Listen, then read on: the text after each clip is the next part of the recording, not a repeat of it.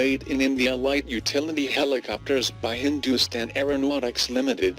(HAL), to replace the aging Cheetah and Chinook helicopters being used by the armed forces. The indigenously built light utility helicopter, LUH, is set to undertake high-altitude cold weather trials in January 2019. The LUH recently achieved a major milestone of flying at 6 km altitude during a trial test in Bengaluru, which was carried out under the envelope expansion tests, which is a critical requirement towards the certification of LUH. The LUH is a 3-ton class new generation helicopter being indigenously developed by state-owned HAL to meet the requirements of both military and civil operators. The helicopter will be deployed for reconnaissance, surveillance roles and as a light transport helicopter. The helicopter will be capable of flying at 235 km per hour.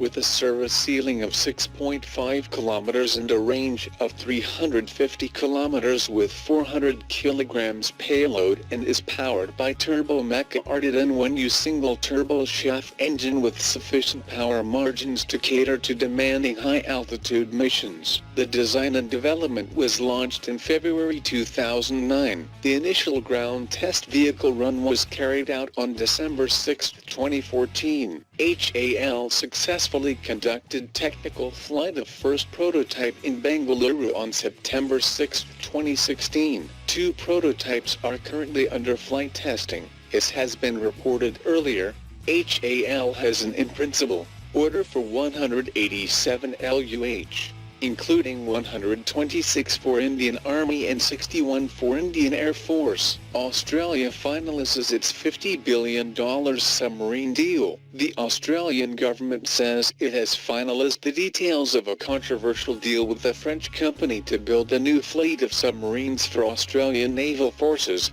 despite concerns the project is too expensive and could prove insufficient. Defense and Naval Group officials have been locked in negotiations for several years with French shipbuilder Naval Group to produce the 12 submarines, expected to cost the Australian taxpayer $50 billion.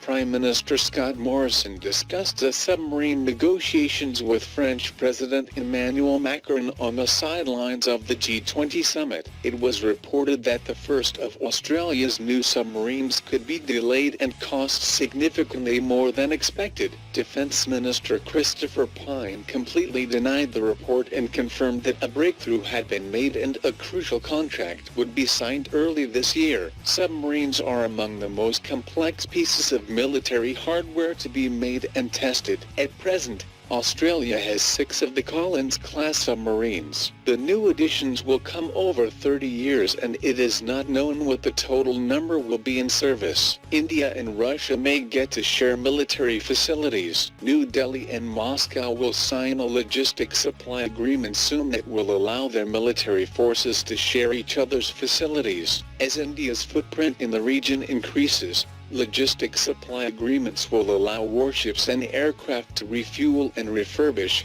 improving the endurance of the Navy and Air Force. India has similar agreements with the United States and Singapore. The decision to sign the logistic agreement was taken at the 18th India-Russia Intergovernmental Commission on Military Technical Cooperation held in New Delhi. The 2 national security advisors of the countries discussed the strategic dimension of India-Russia relations, including leasing of another Akula-class nuclear-powered attack submarine by, an official said. India previously leased the INS Chakra from Russia for 10 years. India and Russia also discussed joint manufacturing of the AK-103 assault rifles, which will replace the indigenously made INSAS rifles now used by the military, the officer said. In another major development, both sides exchanged a draft agreement on manufacturing spares in India. A majority of India's weapons platforms in the 3 services Army, Navy and Air Force are of Russian origin. Lack of spares has become a major cause of concern for the Indian military. Thanks for watching. Please like, share, and subscribe. If you like the channel and want to support, please support on Patreon or PayPal. The details are given below in the description.